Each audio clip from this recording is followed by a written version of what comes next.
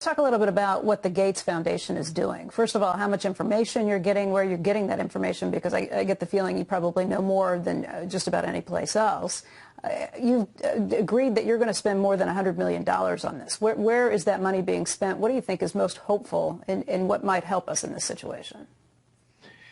Well, the areas that we have the deepest expertise in is how you do testing, how you find drugs that will save lives, and how you get a vaccine that making 7 billion of those is going to be an incredible challenge. And so we've taken our normal work on polio eradication or some of our HIV, TB work, and we've had to redirect that to making sure we understand which of the therapeutics really are promising with actual data, picking which of the many vaccine efforts it's worth putting a lot of money behind, and building that manufacturing in parallel with the safety and efficacy work, which is very difficult to do.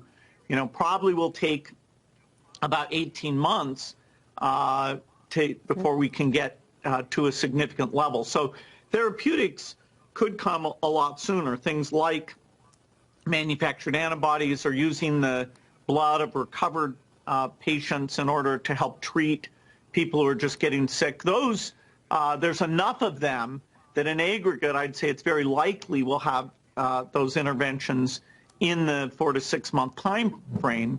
But how much that'll cut the death rate and these overloads, is still a bit uncertain. That comes quicker than the large-scale vaccine availability. You're thinking 18 months, even with all the work that you've already done to this point and the planning that you are taking with lots of different potential vaccinations and building up for that now? Yeah, so there's an approach called RNA vaccine that people like Moderna, CureVac, and others are using, that in 2015 we'd identified that as very promising for pandemics and for other applications as well. And so if everything goes perfectly with the RNA approach, we could actually beat the 18 months. We don't want to create unrealistic expectations.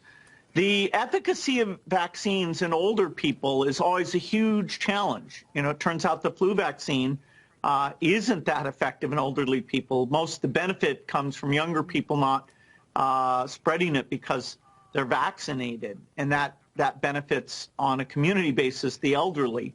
Here, we clearly need a vaccine that works in the upper age range because they're most at risk of that. And doing that so that you amp it up so it works in older people and yet you don't have side effects. If we have 1 in 10,000 side effects, that's way more, 700,000 people who will suffer from that. So really understanding the safety at gigantic scale across all age ranges, pregnant, male, female, undernourished, existing comorbidities, it's very, very hard. And that actual decision of, okay, let's go and give this vaccine to the entire world, governments will have to be involved because there will be some risk and indemnification needed before that can be decided on.